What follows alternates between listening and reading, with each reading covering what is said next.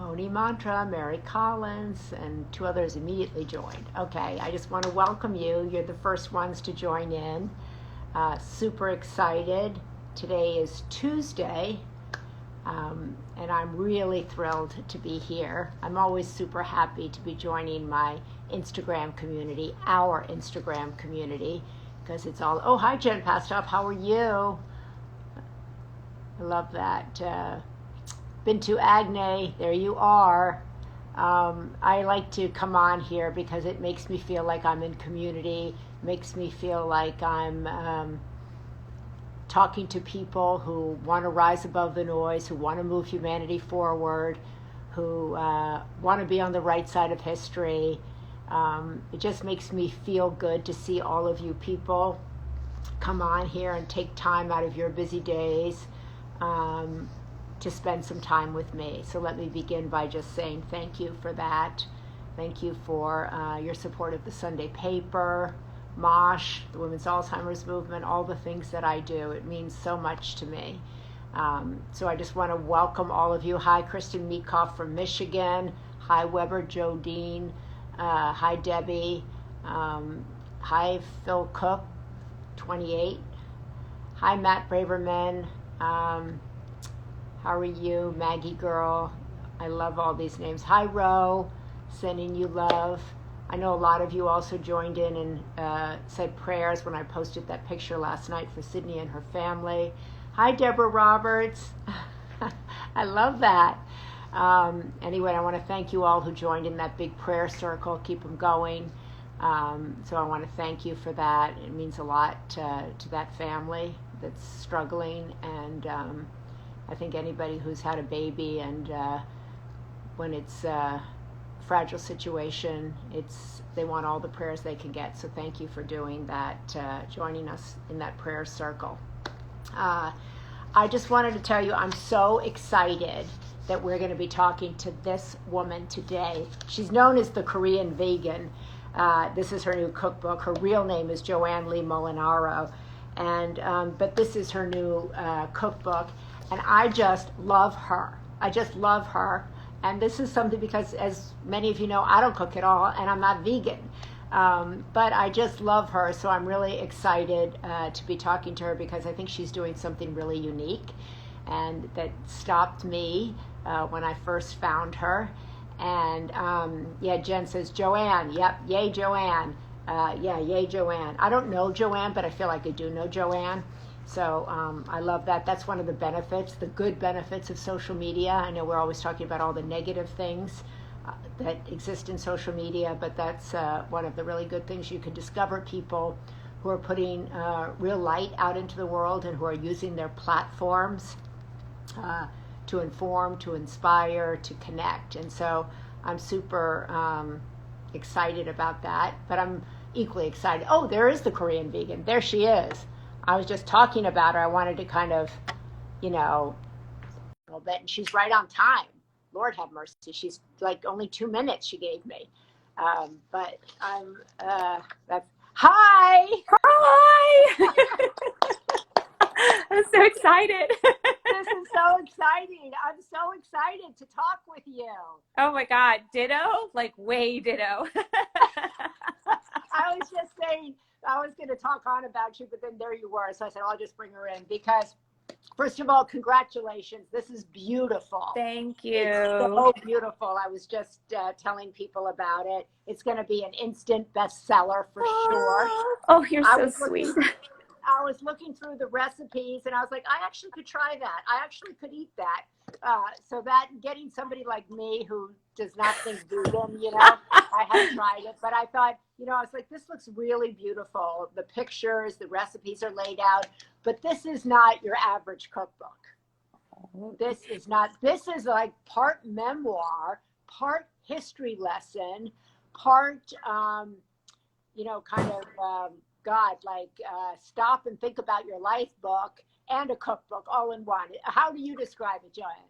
I think you described it perfectly, but that's because you're Maria Shriver. But I mean, it is really like all of those things. Yeah. And I think ultimately I wanted to do something that was very intentional and mostly that honored my parents, because I love my parents so much, and I felt like their stories deserve to be heard. So I really wanted to do them justice as much as their food justice. Yeah, it's a beautiful thing. I was reading through it and I thought, it's so often now we hear people saying, my parents did this, or I don't like my parents, or my parents were the problem.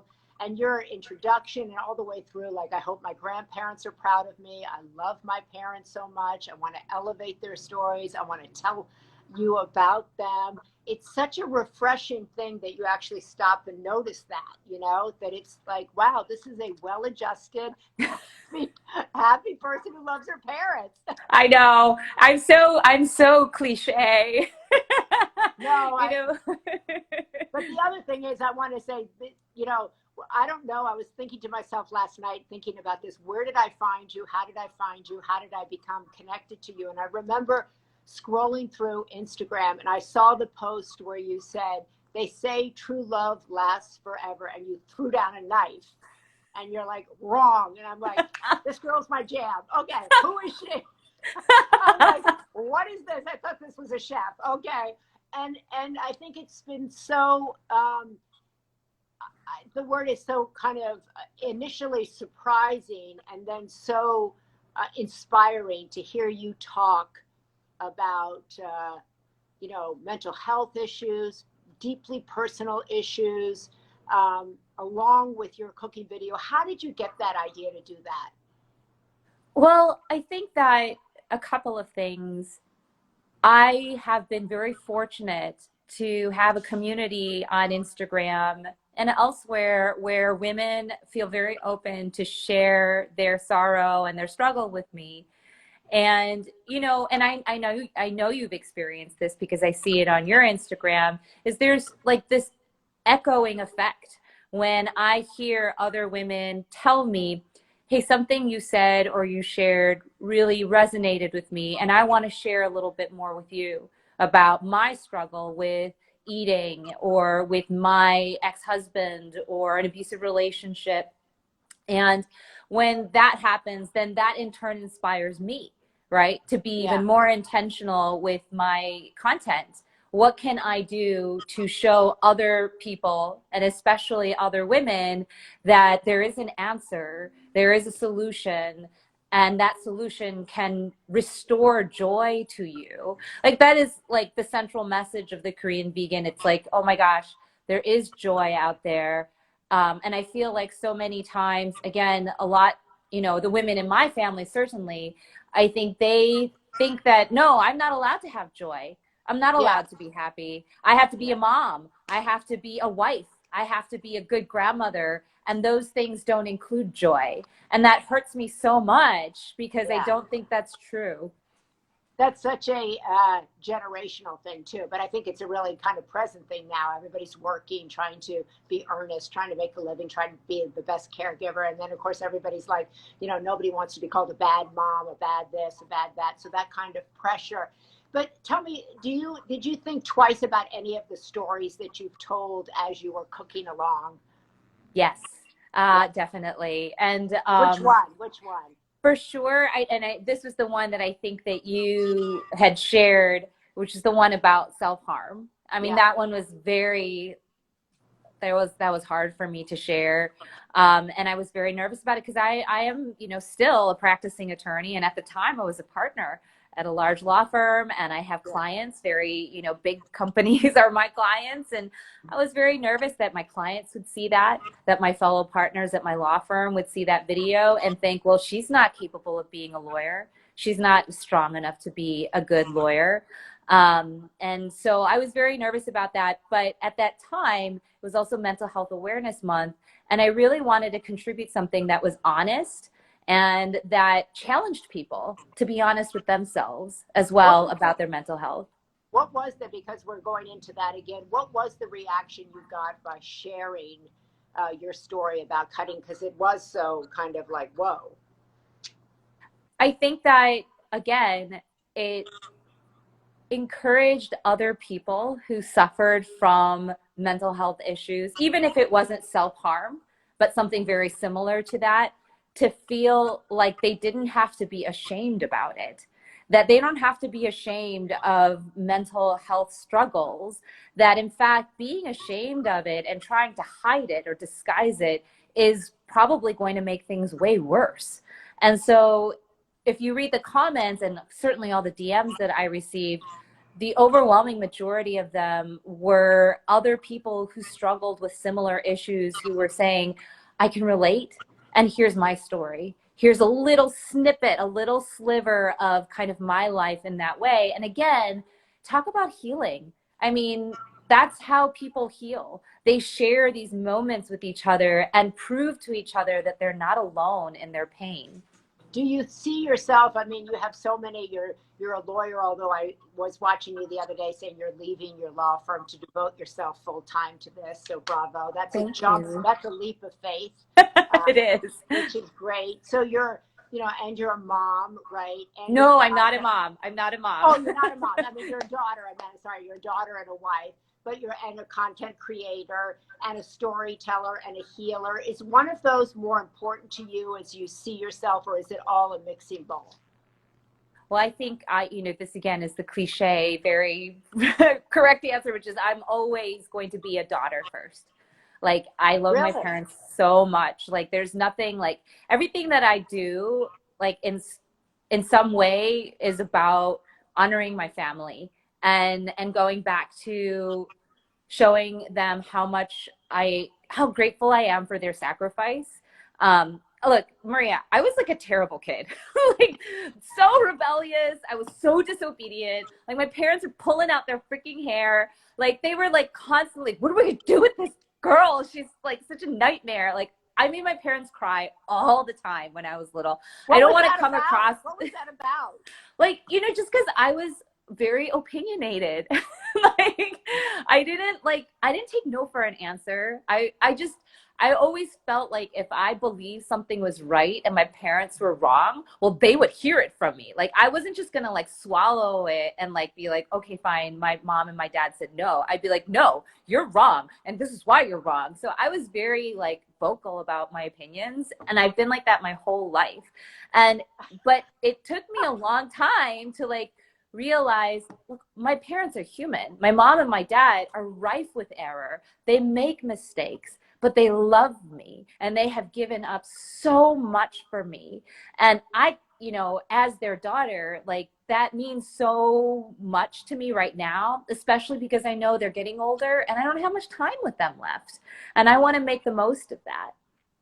I read in an interview when I was preparing for this that you said, which made me laugh, that your parents come from a generation where you go to work, you have a job, you get a salary and all this sort of stuff, and that so being a content creator, an influencer on Instagram is like not in their, like, that's what you're doing for a living, that's success and stuff. So how have you been able to bring them along on this journey and explain to them the power, the healing power, the education power, because you're educating all of us about what Korean cuisine actually is compared to what we think it is, right? And you're educating us about the history of your culture and all of this, but how do you get them to see this as serious? Actually, I thought that was funny. Yeah, it is. It was a funny conversation. It was a little fraught too, Maria, to be honest, because it was probably the first argument that my mom and I had in over a decade. Like, we don't fight anymore. We're like really good friends. We respect each other, and I love her so much, and she knows that. But when I told her that I was going to quit being a lawyer and go full-time content creator, that was the first time I'd seen a sign of the old mom, like, like being like, what did she say? What did she say? She was like, no, like, you're not doing that. Like, and it was just so strange because normally she's just like, very like, oh, okay, so supportive. And like, but she was like, no, you're not doing that. Like, she was very adamantly against it. And then she went on and on about why it was such a terrible idea and how I needed a steady paycheck and I had such a great job and that this is ridiculous and all this stuff. And I really had to explain to her, be honest with her, at the end of the day, Alma, like, you being like this is kind of hurting my feelings. Like, I'm 42 years old and I think I've earned a little bit more respect than that. Don't you believe in your daughter by now? That is kind of how I appeal to her is, Amma, like, I'm your daughter and I need your support. Can't you support me in this? And I think when that conversation shifted to that, then it became harder for her to give into her anxiety. And the instinct to be my mom really kicked in very strongly at that point. Whereas, okay, I got to shelve the anxiety that I have for my daughter and be strong for her because she needs my support in this. Yeah. And so now she's, you know, very supportive. She's excited for me. She thinks that I'm making the right decision. But at first, Marie, it was not a good conversation. There's another story in this book. I wish if we had time, once some people said to put up the book again, but you have this story in here, which once again, I laughed out loud, but it's not supposed to be funny, but I have that kind of sense of humor. Where you talk about that you are about to get married for the first time and in 4 months, and you go over to your parents' house to have a meal, and your mother brings out the food and a note underneath of it. Tell the audience a little bit about this, because I was just like, oh my God. Yeah, that was my reaction too. I was like, oh my God, is this actually happening right now? Like, you guys are doing this to me. You know, the New Year is like a very special holiday, and I go back every year to my mom to get this special soup that she makes on New Year's Day. It's called cookbook.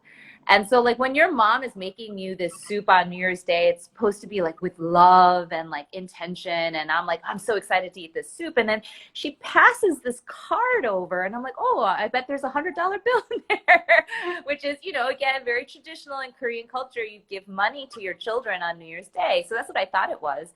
And I opened the card. There's no money in there. And it's a card basically telling me I shouldn't marry my fiance, even though my wedding was scheduled 4 months from then. And I was absolutely flabbergasted and completely outraged. I was indignant. And I was like, how dare you say this about my, you know, my fiance? I'm in love with him. I only love him. There's nobody else in the world for me. But, you know, my parents, they could see like I was headed into disaster zone, and they wanted to protect me from that. And that is like my mom's instinct. And I don't know if, you know, as a mother, you've probably felt this, is there's this overwhelming instinct to protect me from harm instead of allowing me to simply learn from harm.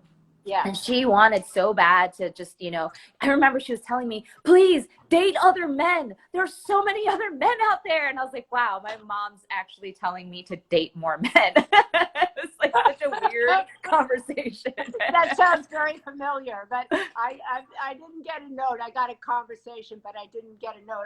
I just thought that was, you know, and this book is filled with personal stories like that, right? In between the recipes, which is what I find so really groundbreaking that you're doing, as I said, because I'm not following your recipe really as you're doing it. I'm listening to your story.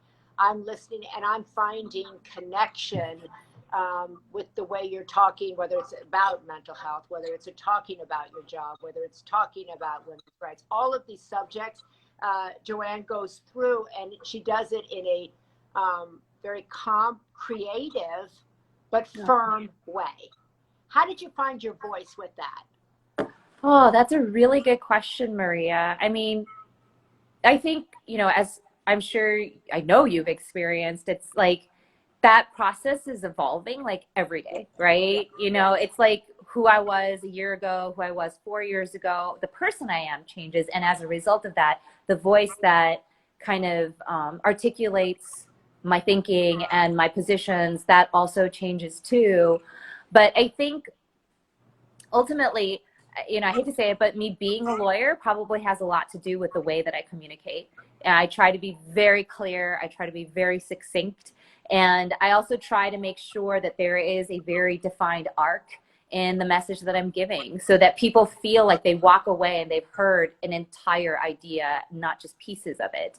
So I write a lot. I write out all of my stories on my cooking videos. Yeah, I write them out word for word. And so, again, I'm trying to be very thoughtful about every word that goes into this. I only get 60 seconds. You know what I'm saying? It's like every word counts. So I was just looking at one of these comments, and they were saying, you know, that you're a rock star in the Korean community. I think she's just a rock star in all communities. But I want to ask you that: do you feel a big responsibility to the Korean community, to whether it's stepping in front of saying "Stop Asian Hate"? Do you feel like you have to take political stances also because you are quote unquote a rock star in the Korean community? I would say that a couple of things. First of all, anytime a member of the Korean community says things like that, it does move me in a specific way, right? Because I think that for much of my life, even before I went vegan, I did feel a little bit like on the outside looking in Yeah. terms of the Korean community, because I wasn't Korean enough, you know. I did things that, you know, my Korean friends didn't do, like I, you know, went into theater or, you know, majored in English, you know, things like that. So that always makes me feel incredibly warm. I think in terms of, do I feel like I have to or do I feel obligated to? I don't feel obligated to anybody other than myself. You know, it's like, this is who I am. It's been who I am my whole life. I feel obligated to the person inside of me to take up these issues, to voice my opinion, because I don't know any other way to be. I love that because you know, I did not grow up like that. I love the answer. Like, I feel obligated to myself, you know. And how did you get like that? I'm always like, oh my God, I was raised with you're obligated to the society, you're obligated to the world, you're obligated out there, and I don't even want to hear about yourself. So, I mean, I think that that's all often women have a particular challenge with that, right? They're obligated to their family, they're obligated to their work, they feel obligated to take care of people. And I think it's such a powerful thing to say, like, I'm obligated to myself first and foremost. And where does that come from? Well, I think some of it came from my dad. You know, my dad is very political, and Ah, he has always been very open about his views on democracy and justice. Like, those are two themes that are like part and parcel of his personality. And I think I sort of inherited that from him. Like, how could I not? Like, growing up with that sort of narrative constantly playing in the background of our home and growing up. So that's something that I inherited from him. I think my mother taught me how to voice my opinion. She is a very opinionated lady and she is very like fierce about her opinion. And so when you combine those two things, that's how you get me. And so when I say that, you know, I'm obligated to me, it's more just like I would be a liar if I acted any other way. And I don't know, I hate lying. Like, I don't like being anything other than what my natural impulse is. And so even though sometimes I feel like I'm being a pain in the ass or I'm talking too much or I'm being too much of a, you know, political person, I'm like, I'm sorry, this is who I am. I can't change it. and what made you, Joanne, say, you know, you have this, like your mother was saying, you have this lucrative career, you're a lawyer in Chicago, it takes so long to work your way up to that. What made you think, I'm going to take a leap of faith in myself to do creative content, to go all in here? Oh, I think that there are, first of all, a lot of people along the way who have made similar leaps in their lives and have at least proven to me that it can be done, right? Who? And I think Like that's who? very important.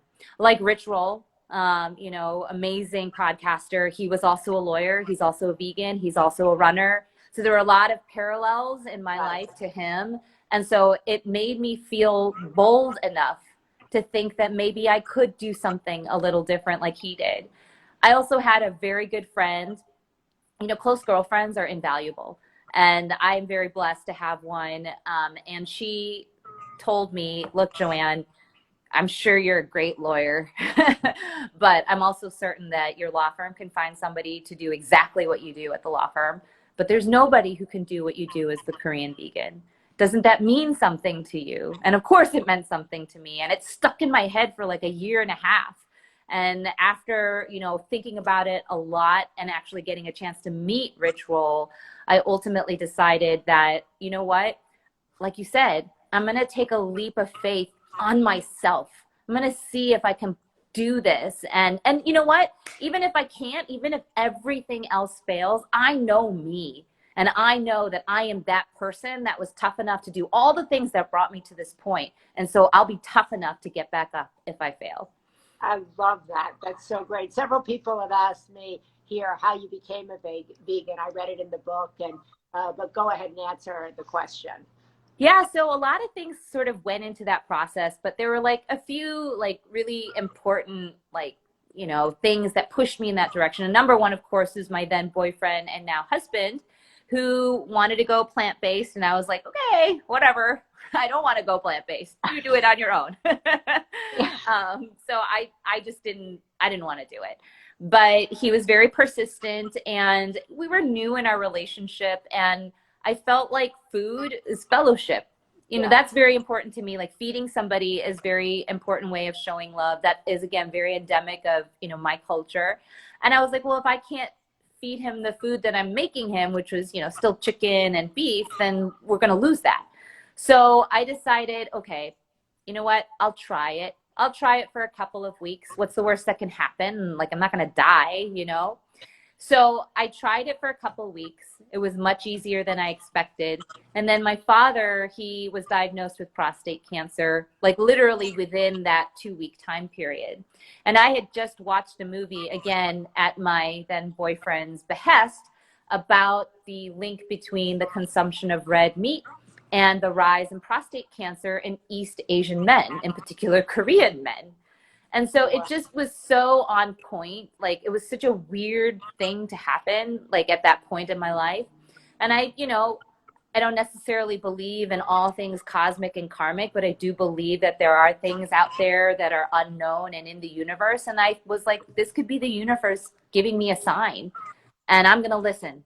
You know, it's not that hard. So I'm happy to listen. And that's when I decided I'm never eating meat again.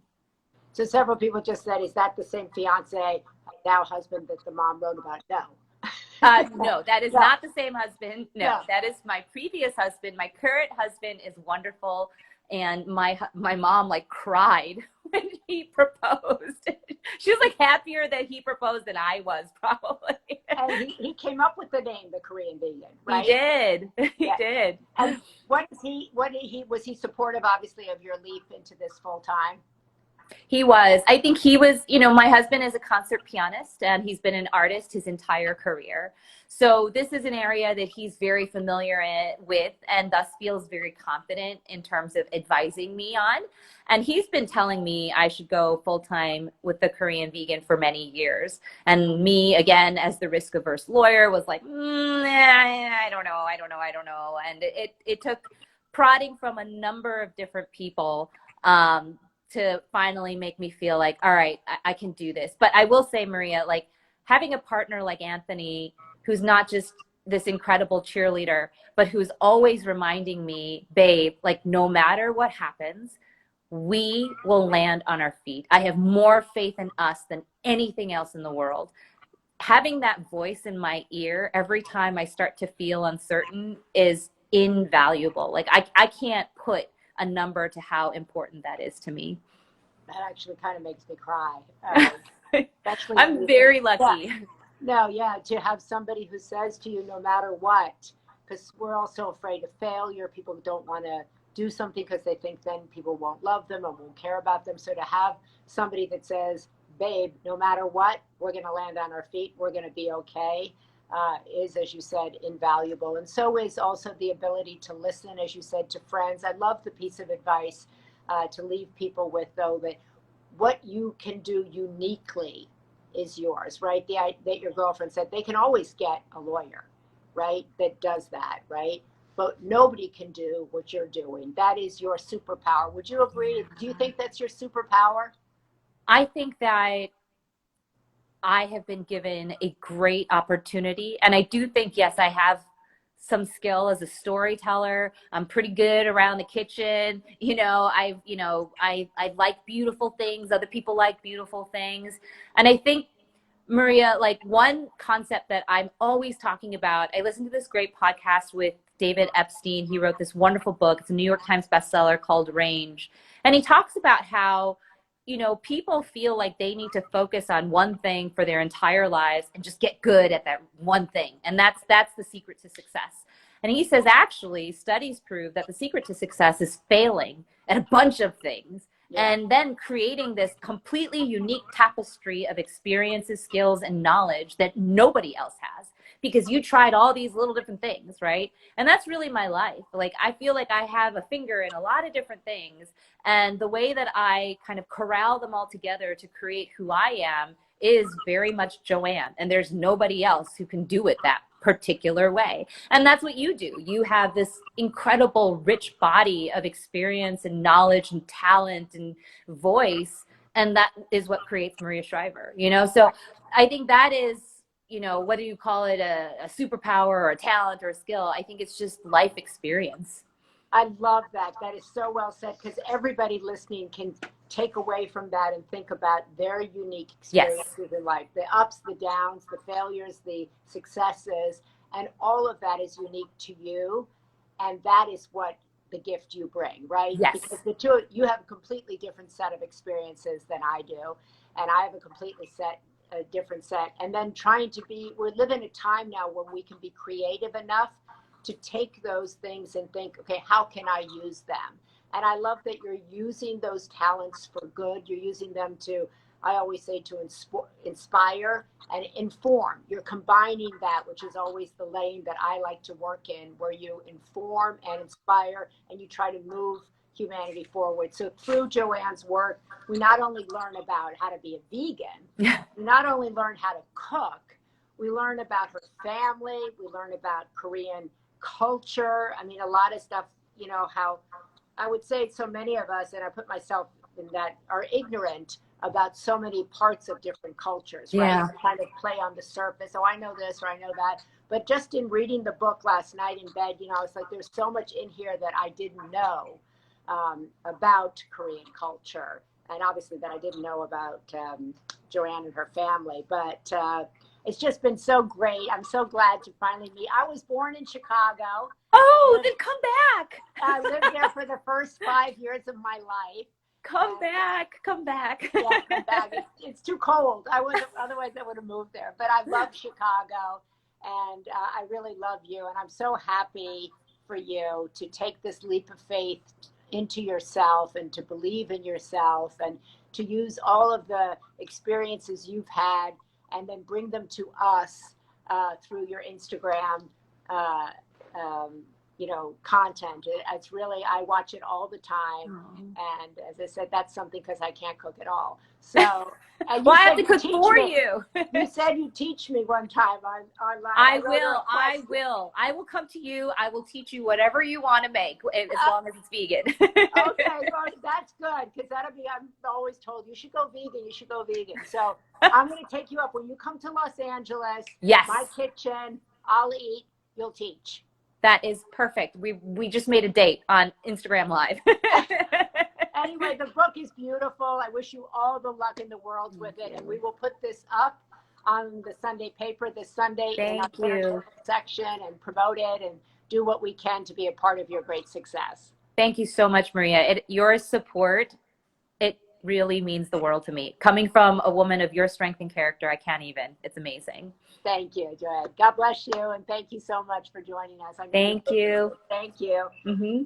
She's going to go, and I just want to remind everybody again, this is the book, the Korean Vegan Cookbook. It says Reflections and Recipes from Oma's Kitchen, and it's really a beautiful book to have in your home. It's a great book to give to somebody.